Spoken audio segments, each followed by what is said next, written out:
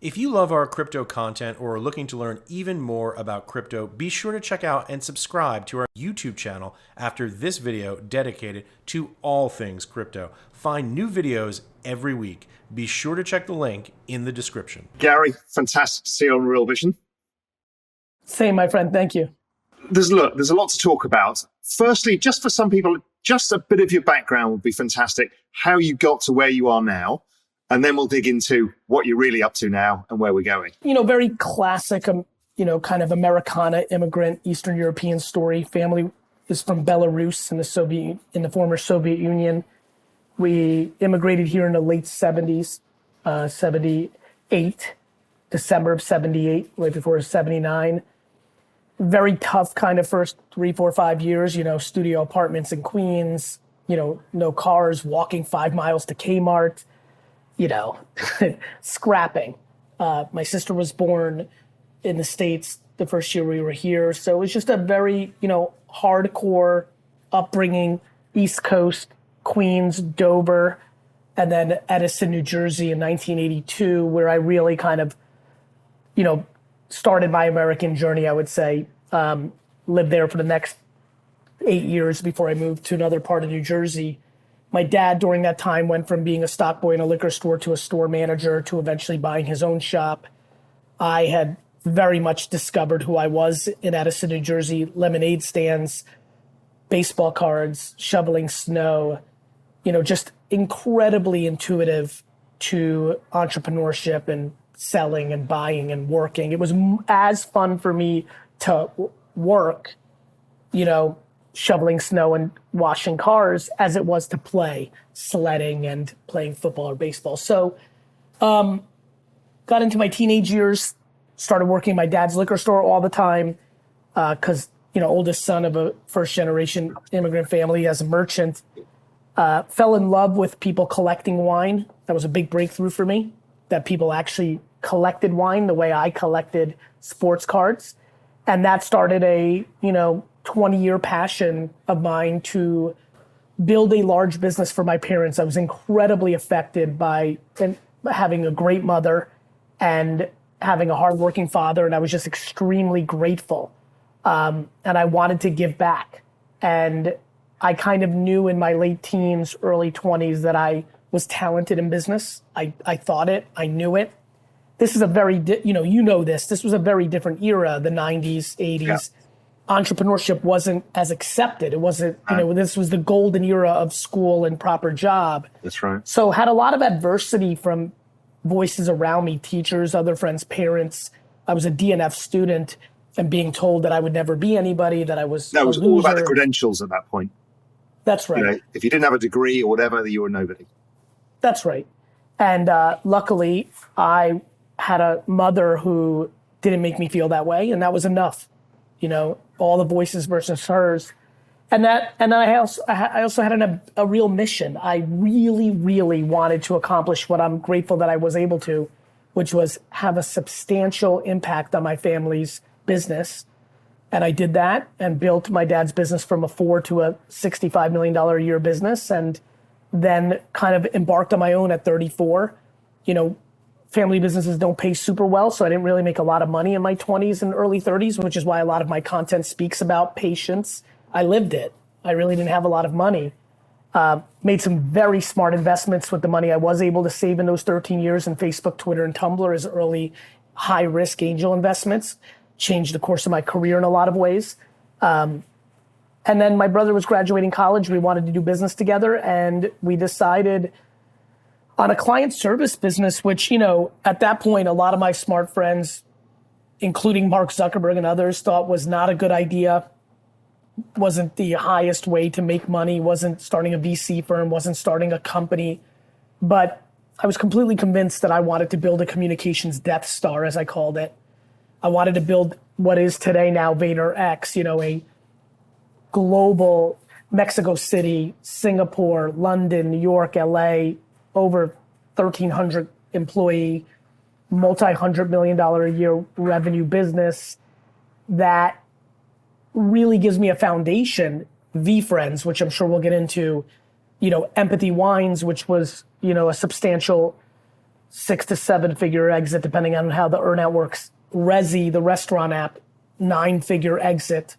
And so, Empathy, 8 or 9-figure exit. So, I've built a infrastructure that I think is going to allow me to continue to grow, and having a business at the size of VaynerX and at the profit that VaynerX kicks out as a baseline, as almost a sun, while I create a lot of satellite opportunities where I develop talent, where I develop a totally different religion of marketing and attention arbitrage and contemporary communication. You saw that early on, right? Social media and the power of it for marketing, the rise of the influencer. You were super early in all of that and have been very influential on other people, I think, in that as well. Yeah, if you read Crush It, which I wrote in 2008 and came out in 2009, it's almost scary how right it is about what ended up happening with influencer marketing. It's very similar to, I'm starting to populate some of my 2010, 11 tweets about virtual goods. Farmville was enough for me to see to believe in NFTs. It took an entire full decade before I got much louder about it, but I have incredibly, and this is, I don't love using the word luck because I think it is then used as an excuse by people who don't want to put in the work, but there is no question I've been lucky to be gifted with some uncanny understanding of consumer behavior. My friend, if I told you how comfortable I am with guessing what people are going to do and how often that becomes true, it almost scares me. Now, I don't think the guessing is really guessing. It's that It's not. You put in your 10,000 hours, right? You're an expert. That's what you do. And even with this NFT thing, I probably put in another 200 hours in late December, in the last month of 2020 and the first 100 days of 2021, I spent almost every hour I had on NFT research, going backwards to why Larva Labs did what they did with punks, what was going on in every Discord, why CryptoKitties, what was happening with Flow, what are the other blockchains besides Ethereum, what's Ethereum been up to since I bought it in 2016? Just really went back and did a lot of homework before I felt comfortable saying, you know what, I'm going to talk on this in a much more significant way, and let's see where this takes us. Now, let's start your crypto journey first before we dig into all of this. When did that start? You said you bought Ethereum. When did you start getting aware of the space? And what did you think it meant then? And then how did that change as you start to see NFTs and the tokenization of everything? It was a very, very, very, now looking back, very bougie, very A-list, very Illuminati group of guys and gals that got together at South by Southwest back in 2011, 12, 13, 14, 15, 16, 17. And we called it the Jam Session. And Chris Sacca, Travis Kalanick, founder of Uber, Ashton Kutcher, Mark Cuban, Sophia Girlboss, and Josh, other people maybe not as crazy names, but MSG and Josh Ellman and Aaron Battalion and on and on and on. And Aaron Battalion is the reason that I bought crypto so early. He was the former CTO of Living Social, but he's a true technologist, a real technical nerd. And, and in a jam session, quite a long time ago, I listened, didn't say a goddamn word for 2 hours as they talked about Bitcoin. It was the first time I'd heard of it. And it was just so over my head for a couple reasons. Unlike you, my friend, even to this day, my ability, my knowledge, even my passion around currency and let's say financier and financial is quite low. It doesn't grip me. It is not my deep passion or understanding. It doesn't come natural to me. Even like the concepts of central banking or trading currencies, it doesn't come natural to me. And I don't love it. But I was very fascinated by this concept of decentralized servers. It was so profound at the time. So that happened. I bought some, maybe 6 or 7 coins. I can't even explain how low it was. It was just nothing. Forgot about it. Came back maybe a year or two later, maybe 2 years later, jam session again. And this time, Aaron Battalion tells me about Ethereum. And that really caught my attention because I remember thinking Bitcoin was really cool and amazing and obviously has gone on to become what it became. And I thought of it as like, okay, that needs to become a central brand, like a Nike, like gold, like God, like school, like a diploma. That's a Harvard. That's a brand game. And if it wins that brand game, that's going to win. And it, by the way, it went on to do that. Yeah. Ethereum, I was like, oh, building on top of it and like the scale. And really I had these almost like Apple versus Android feelings about it. I remember thinking, right? Ooh, Bitcoin can go on to be Apple and Ethereum could go on to being Android, like a layer for everything else. And so I was very bullish on that and I bought a bunch of that. I remember right around that same time, my brother AJ and I got a bunch of Dogecoin, like for free or for a hundredth of a cent. And that was like a period of being hot on it. And then I would only check in when a tweet or an article for the next 2 or 3 or 4 years caught my attention. I was not going, I was very deep in my business. I was very deep in content and social media arbitrage. It wasn't where I was spending my energy. CryptoKitties caught my attention later on.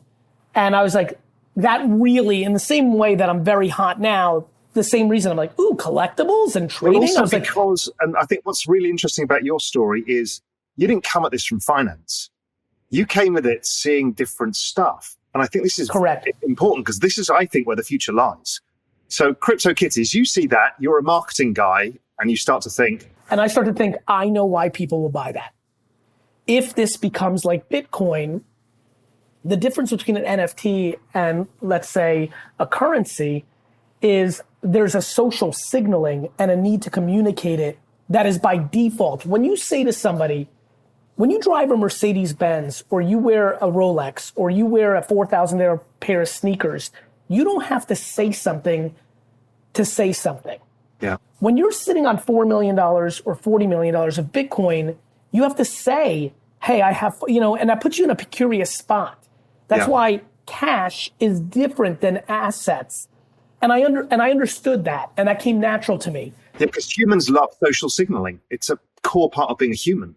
It's the corest. Like to me, communication is what human beings are completely predicated on. It's why I bet the farm on social media. I knew that there was no way we were going to let it be a fad. And it's the same way that I know that NFTs will not be a fad.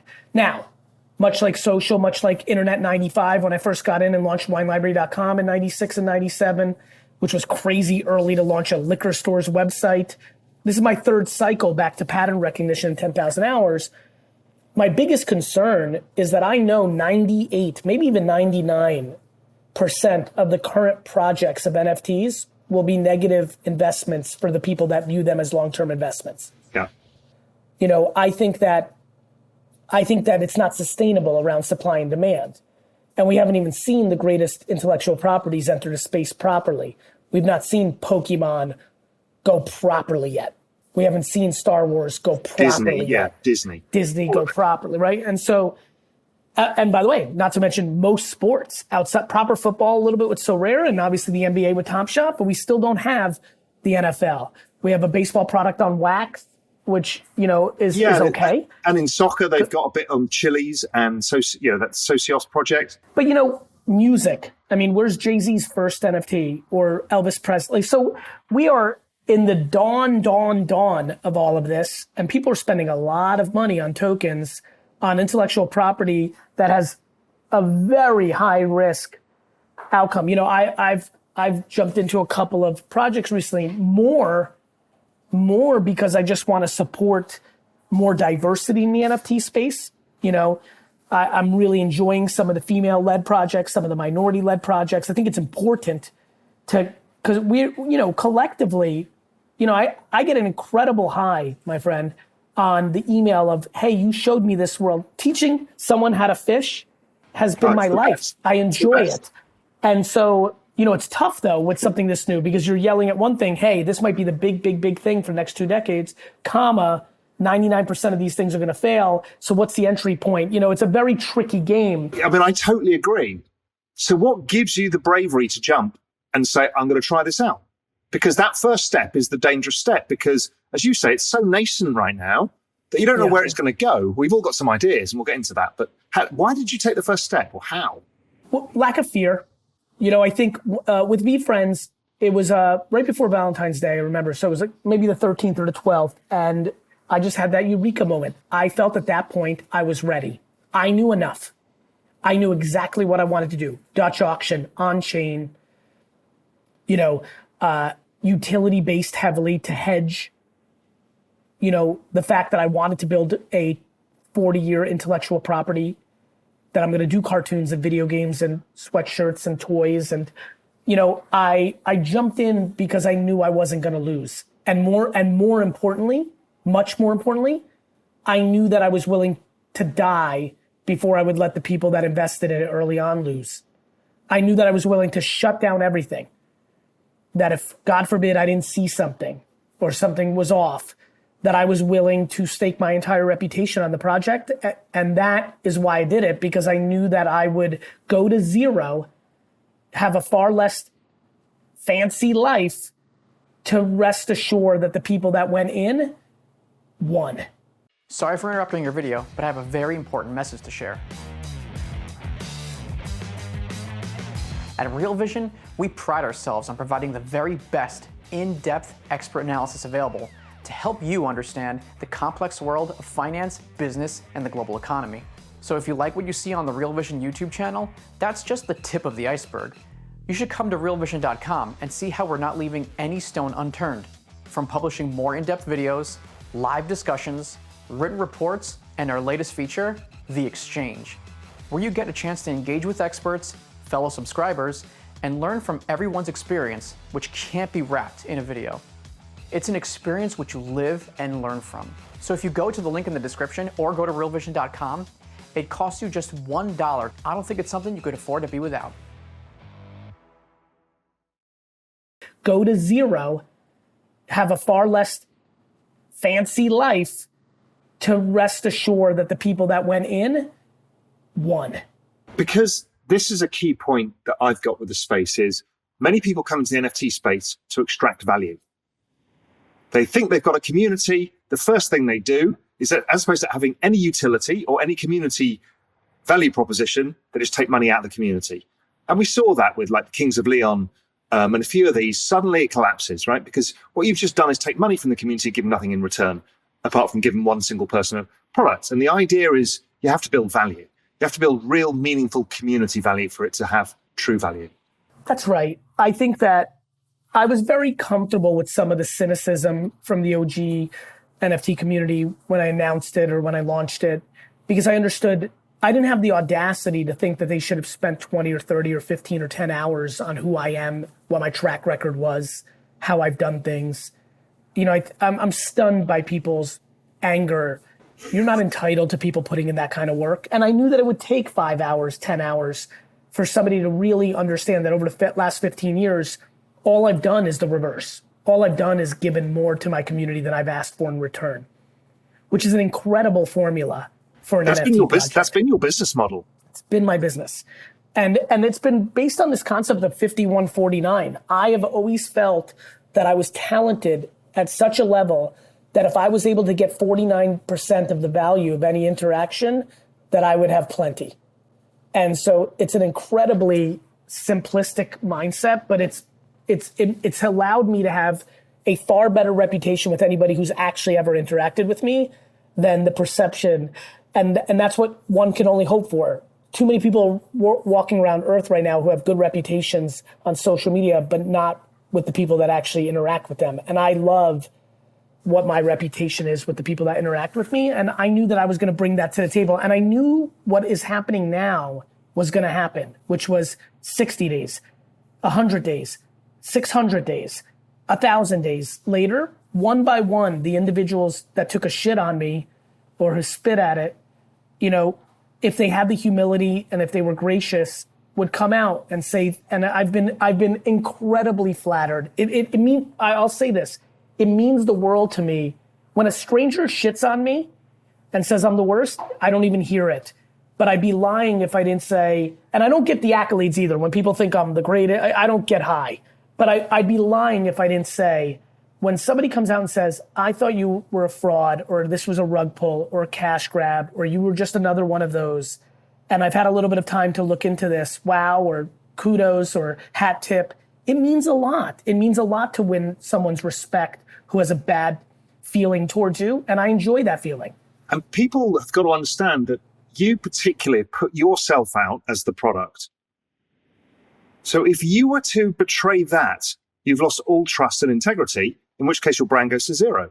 So you're highly incentivized to absolutely make sure it goes as well as you possibly can. Nothing can all be guaranteed as a success. The day before VFriends launch I'm at the height of my financial life.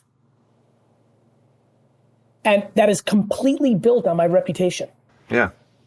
So I think, to your point, and it's very clear to me that you have a good sense of this, I had everything to lose, but that was the best part, because I knew what I said to you was true, which was there just was no outcome. If for some miraculous reason 87 things went poorly that led to a shit show, I was going to give everybody their money back. There's no outcome where my reputation doesn't trump my bank account. And that's not saying you think that the tokens can go up or down in value, but it means that you're there to guarantee the rug pull, that this is not that. It doesn't go wrong, you know. It's whatever the reverse in this space of a rug pull is exactly how I went into it, which was I was going to backstop it financially if again, many things out of my control went horribly wrong that I couldn't have saw. I also know that I'm going to make Empathy Elephant and Patient Pig and, Entrepreneur Elf literally commercial successes. Talk me through the vision. So you create the characters, you create the NFTs. What are you going to do with all of this? Where is this going for you next phase? I'm going to build Disney over the next 40 years. I'm going to make people care about my characters, whether through video game form, whether through book form, whether through iPhone game, whether through VR, whether through commercials, TV, brand deals, cereal, candy. I am an incredibly well-positioned individual to do so because of the way my actual business life works.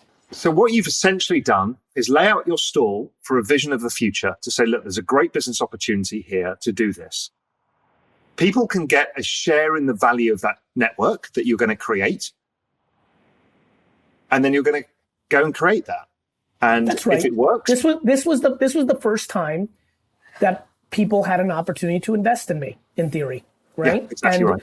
And for me, what I really like, and this is where NFTs really caught my attention. Let's say we're trucking along. My intent is that these are the original Disney cells. Let's start there, right? Yeah. There's no commercial rights. There's not, these are Disney cells, right? The original drawings. That's why I drew them. I wanted it to have the real provenance, like truth, right? These characters from my drawings will develop into things that are far more beautiful for film and television and merchandise, right? In 12 years, if I'm trucking along with this project and I don't like the price of the tokens, I don't feel that my community has extracted enough value, that the rookie cards are just not worth as much as I had hoped for them, even though the enterprise is making hundreds of millions of dollars in these other activities in merchandise, IP extraction. Well, I am in control. I can do a movie deal that is direct to, that has huge economics. Finally, it hits. I have my big thing. And if I decide that I want to give 20% of the box office to my token holders, I can. And that kind of power to support your community is extremely attractive to me, because I have the ability to make this community whole if I don't like where it's at. Now, the lucky part is, for me, is I did a lot of things well. And Jim and everybody at NFT 42 deserves a lot of credit. I did a lot of listening. I'm very happy I went Dutch auction. It allowed a lot of people to get in. I also like that I had a glitch with my MetaMask and the gas fees looked high. And because it was a Dutch auction, a lot of things started tracking down. I also like the fact that the far majority of the people that actually bought it were people that I put into a Discord months earlier, educated them on ETH, MetaMask, OpenSea. So what I have now is a stunning percentage of the people holding the tokens were non-crypto native individuals. I'm very proud, especially as I watch all of them now diversify and get into all these other projects. There's not a lot of people in 2021 who've brought brand new people to the space. And I take a lot of pride in that. And I think that is really going to be my legacy over the next 24 months, between my public appearances, where my brand goes into different places, my impact of working with brands with Vayner NFT, my consultancy company. I have a lot of pride in this statement. I think I'll be at the top of the list of the humans that brought more people into the space, which inherently helps everyone. How are you thinking through, when I look at this space, I think the biggest thing that's coming is community tokens overall. So even when I look at, Facebook DM that's coming, right? People think it's this stable coin. It's actually the world's biggest community token. Yeah, it won't go up and down in value with the value of the network, but that's where this is all going, right? You can coalesce massive groups of people with a community token, share the economics, and it drives network effects. All they want to do is promote you and the product. In theory, it's actually a very simplistic concept, right? If you decentralized, well, what's left? The humans that create the demand and the community that it supports. That's right. Right? So for me, all those people who cashed in for a quick, this is why patience is the greatest gift. To me, my ability to run a marathon versus a sprint, think about, the sheer economics of the people that have already won on my play, and I haven't even launched the 3 super conferences yet, and all the things I'm actually doing. Hopefully in 3 or 4 years, to your point, I fully agree with you. Hopefully in 3 or 4 or 5 years, when that becomes more obvious to everyone, my friend, and becomes more real, if I have a project under my belt that created extraordinary returns for the people, that made that bet, it surely puts me in a very good spot to get to the next level of scale. And I fully believe that's what's going to happen. And I feel like the trust of sovereign nations to create currencies that happened long, long, long ago will now happen around human individuals. Yeah, I totally agree. And around these communities. And I think it disrupts so many people. It takes out so many middlemen en route. And the other thing, puts that money back into the community. And it just creates very powerful future economics for all of this. When everybody's incentives are aligned, that's extraordinary. What it's going to do for these people. It's extraordinary. What it requires is the people that start the movement, the IP, the music, the book, the recipe, whatever it is, it requires them to be able to create demand and LTV. And so I think one thing that a lot of artists need to be very careful of is this sounds tremendous. Everybody in the middle is getting cut out, and I in my community get to have the economics. There is an incredible skill that is associated with actually building a community. There is a level of bringing such deep inherent value. And then, by the way, and you know this, don't get confused by following count. If you're just extremely attractive, and that's why you have 11 million followers on Instagram, that's not necessarily going to put you in a position to create an economy around yourself. For me, I was very unique. I've spent the last decade creating free content that has impacted people to win mentally or financially without very little ask in return. Creates a very different relationship than somebody who had great abs and never had a shirt on and had a 10 of 10 face. That's a very different relationship. That's right, because it's not adding necessarily value. It's adding pleasure because somebody wants to see somebody with good abs. But yeah, and escapism is an incredible value proposition. I will tell you, in my most stressed days, going to Netflix and watching stand-up comedy brings me incredible value. Yeah. It really does. I'm just not sure that I want to support Dave Chappelle's economy. Not because, by the way, I think Dave Chappelle is, and the reason I use him as an example, he might be one of the most thoughtful, bright comedians I've ever seen in my life. I just don't have a great sense of, is he willing to put in the time to his community, create access, create a monster relationship graph, know how to build intellectual property, that scales outside of him. Those are very, very, very, very different realities. Because most people have a one-way relationship with their audience. They push content out and then get paid for it. That's it. That's right. And don't forget what famous people are accustomed to. They're accustomed to taking a big bag up front, and then an organism in the middle is actually figuring out those economics of leveraging the upfront, right? You know, what's been so great about my career is I've always done things for myself, but even when I play that role, let's say in my book life, I always know that I don't like my deal with my book publisher. But I've used it historically as an upfront cash flow model for me because I was pouring all my money back into building my businesses. But today, as somebody who just finished their final book of their book deal, HarperCollins is going to have to come to me with a very aggressive offer to take me out of the equation of launching my next book as an NFT.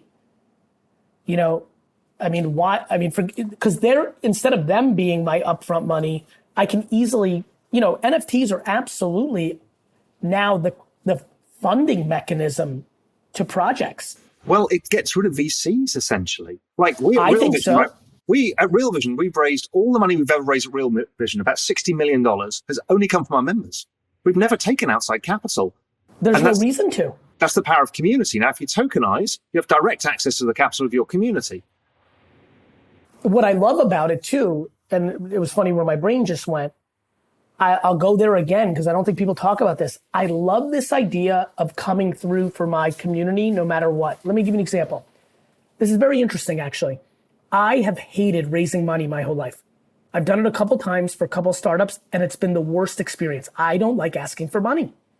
So much so that both times, Resi and Empathy, Resi, the restaurant app I sold to Amex, and Empathy, the wine brand DTC that I sold to Constellation, both times I secretly had a bank account that had the entire capital raise sitting in cash in case I had to. So what I like about NFTs though, is I would feel much more comfortable doing that. I'll tell you why. Once they own the token, I can work for them forever. I could fail on my book, on my restaurant, on my startup, and still come back and say, hey, if you still hold the Empathy wine token, go connect in here, and now you're getting 20% of my speaking fees in 2024. Like, I'm in control of always making good. So I think people like myself, organizations like me, humans like me, actually are in a much better place because I never, ever felt great about raising capital, but selling an NFT that has a functionality to something I'm doing, that even if that thing fails, my ability to come back and say, I'm going to do this is an incredible, incredible opportunity. But the other thing that somebody brought up to me the other day is the fact that because it's on the blockchain, this stuff never dies. So you're 90 years old and you're still owing value to those NFTs. It's quite scary. It's literally the best. I'll tell you, one of the things I'm most excited about is the idea of buying some NFTs that launch today in 31 years. Like, I've always talked about refurbishing old IP. What if Bored Ape Yacht Club doesn't make it? And let's say it's dormant for 20 years. No different than the A-Team or Happy Days or Smurfs. You know, it's been so hot during this special year for NFTs that I bet you in 22 years, if I bought that up and refurbished it and reminded people of the great year of 2021, the way toys work, the way nostalgia works. So I'm already, I mean, it's the reason I'm buying up curio cards, right?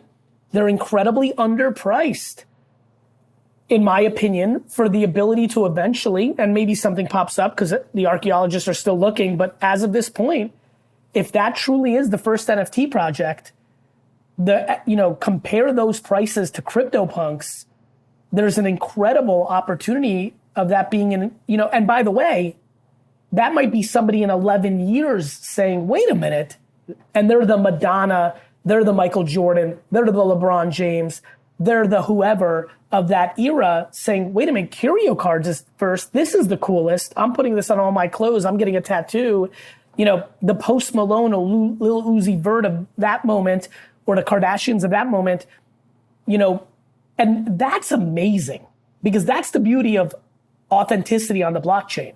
And also the policy, the value of nostalgia, considering we've just had the biggest age demographic of all time, the millennials now.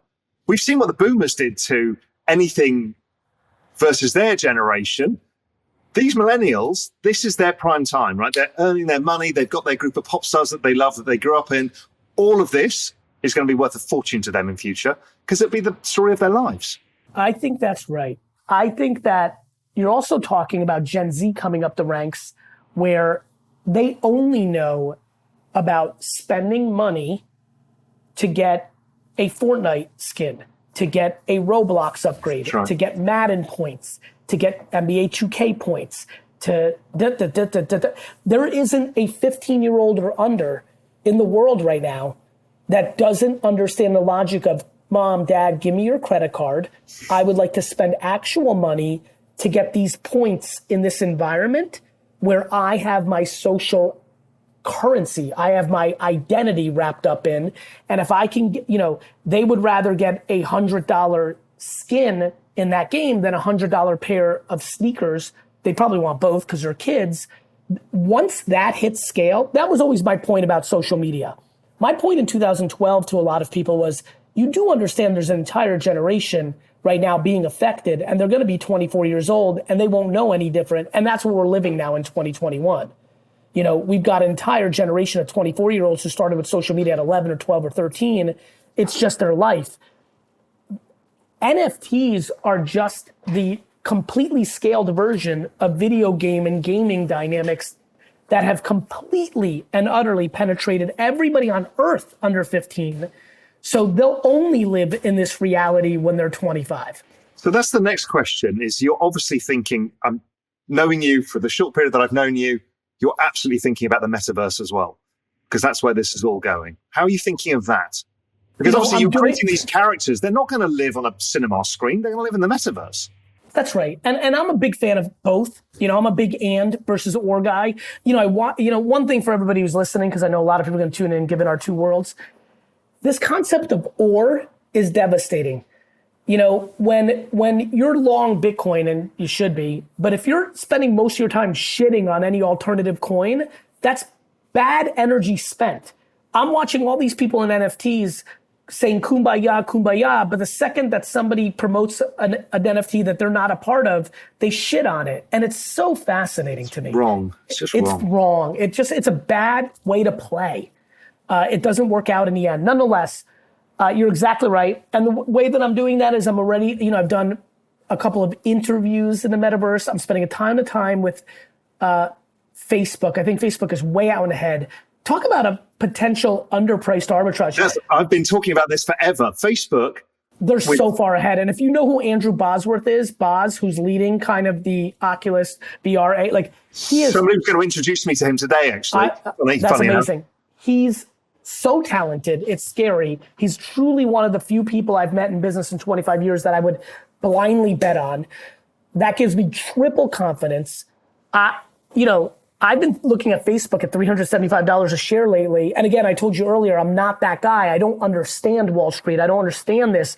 But knowing what they're up to there, I'm like, they are so far ahead.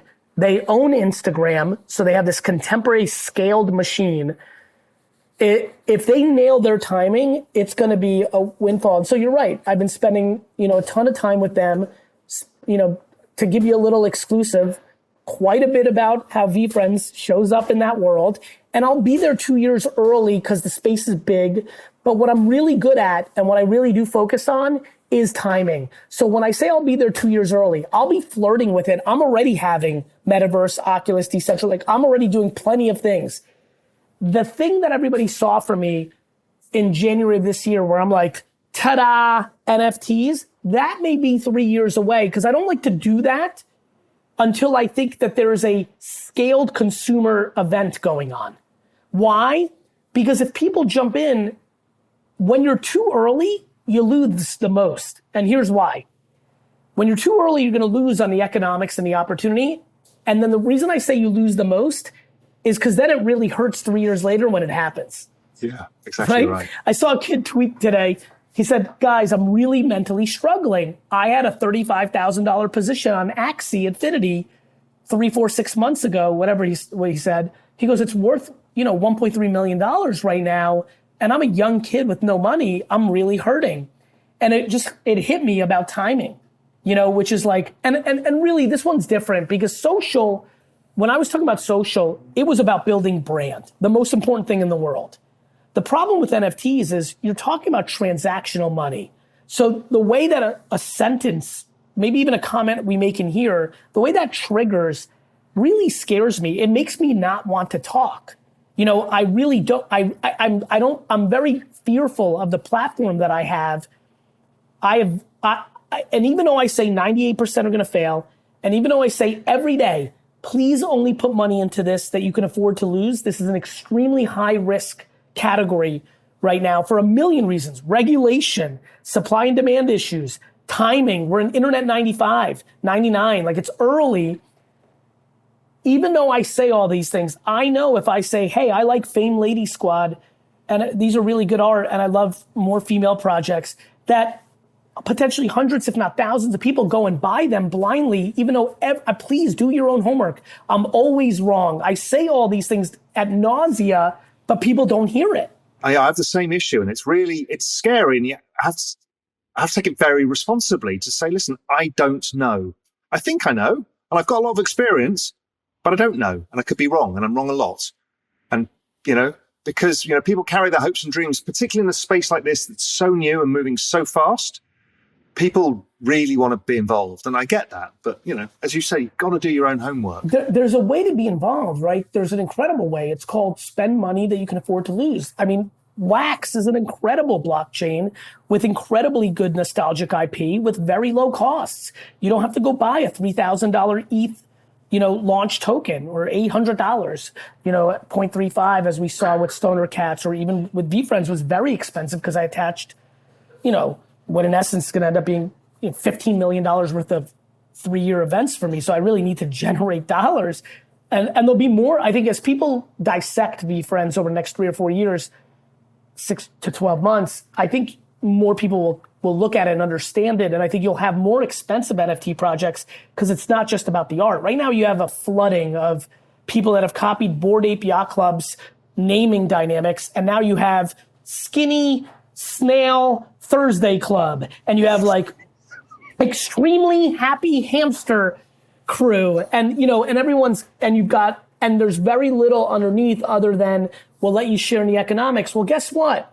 Owning 50% of something that's worth zero is zero. 99% of these people are not going to be able to make their IP mean something. And what is bad about this space is everybody will lump everything in together. So we know that one of these big projects is going to go to zero. Correct. And they will go to you and say, see, Gary, it's all a bunch of shit. You're just conning people. And this is the annoying thing. And I'll say, if I was making content in 1999, when I told everybody the internet was the most important thing that had ever happened in our lives, and the stock market collapsed, and it was death on Wall Street, and everybody who invested in pets.com shares went to zero, I would say, okay, but guess what? Amazon's $5 a share. I think you should buy it. Yeah, exactly right. Because when you look back on the chart of the NASDAQ back in 2000, it's feel really dramatic. It now looks like a little small bump on the road because what came after it was in that. And I think what keeps me calm at night, lets me put my head on my pillow, is there is no way NFTs, or by the way, the word NFT could change. That's how early we are. Oh, yeah. We called social media Web 2.0.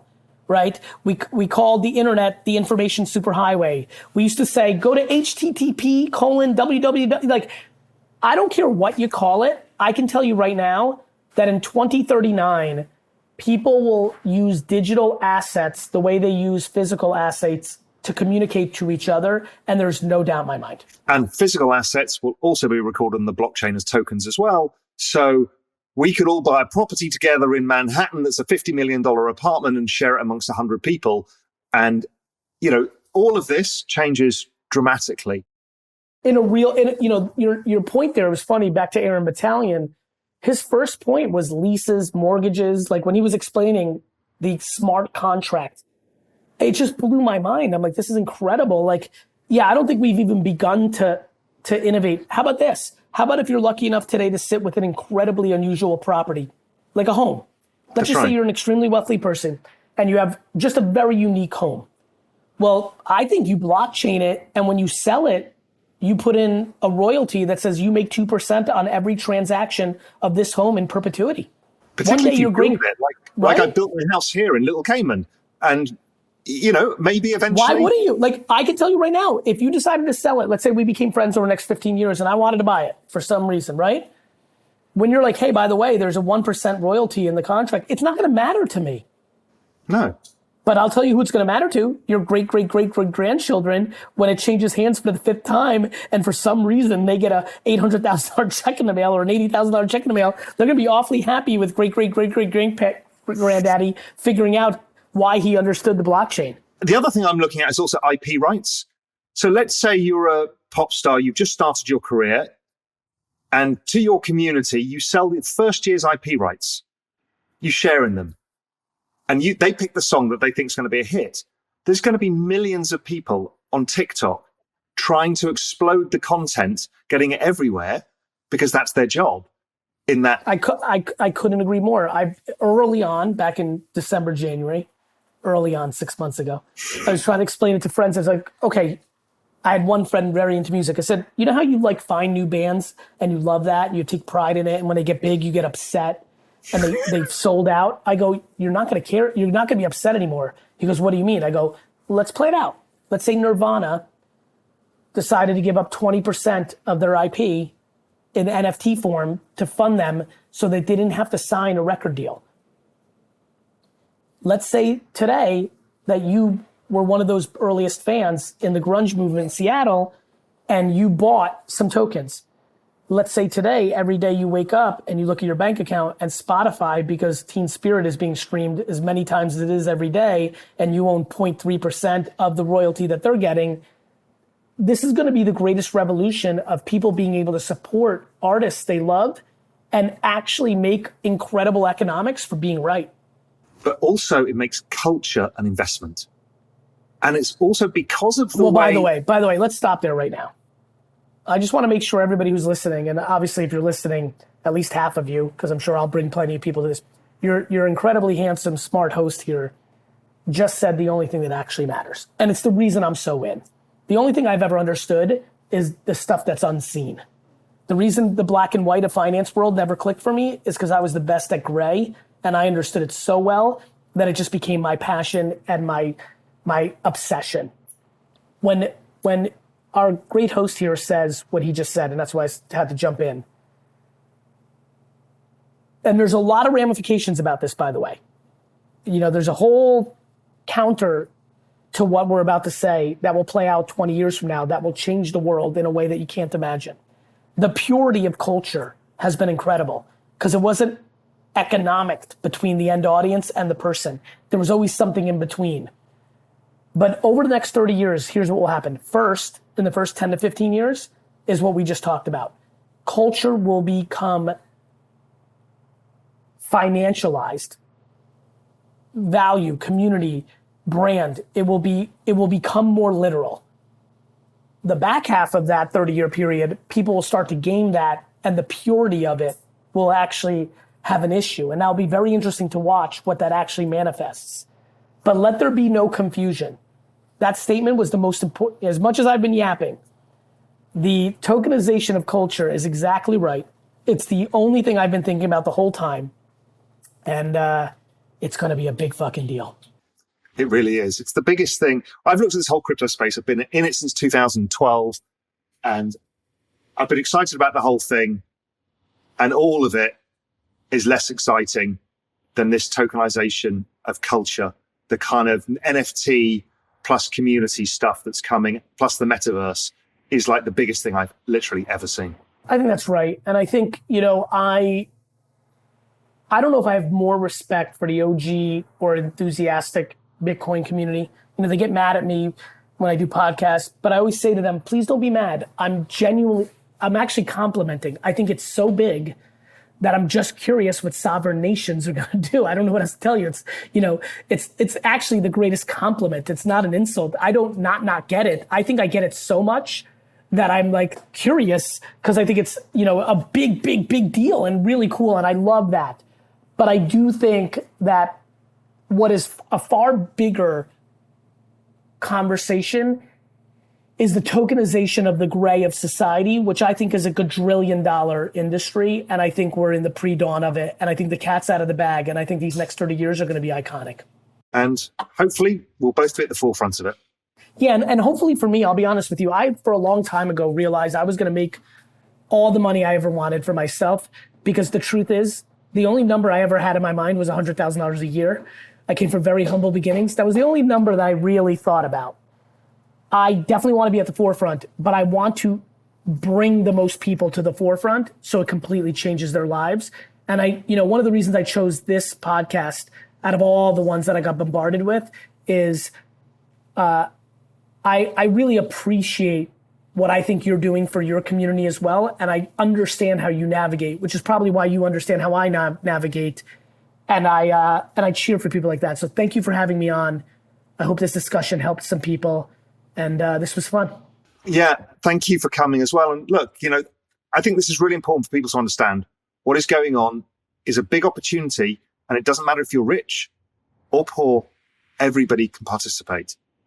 Yeah, I mean, look at Axie, look at Bored Ape Yacht Club. These are things that were incredibly inexpensive, and this is a transcending half decade in front of us around this, with the potential of an 18-month winter within it, which is going to be an incredibly fun thing to watch of people who they have conviction and who doesn't. And so I just wish everybody great luck, but most importantly, do homework. Do not be influenced by me, him, or anybody else. Do your homework, rely on your strengths, make your own decisions, and play with things that you can afford to lose.